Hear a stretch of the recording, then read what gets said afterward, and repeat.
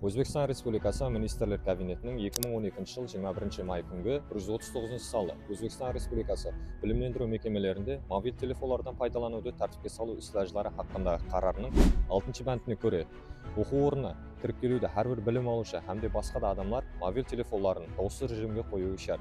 Осы қарардың 7 бәндіне көре, оқу орнында өткерілетін оқу сабақтарда һәмде іләжларда білім алушылар телефонды өшіріп, портфель, сумкасы һәм соған теңдестірілген заттарға салып қоюы шарт. Осы қарардың 8 бәндіне көре, білім алушылар сабақ уақытында телефон арқылы сөйлесу, SMS һәм соған ұқсас хабарларды жіберу, телефонды стол үстіне қою, музыка, наушниктерден тыңлау, телефонларды қуаттандыру үшін оқу орны мекемелері электр тармағына қосу қадаған етті.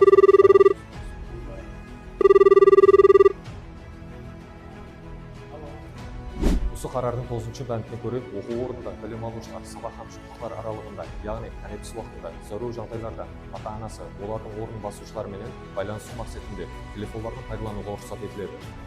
Осы қарардың 13 бәндіне көре, осы низам талаптарын бұзған білім алушыларға қарата төмендегі шаралар қолданылады. Ескерту: ата-аналары яки олардың орнын басушы адамдарды хабардар ету мақсатында оқу орнына шақырылады.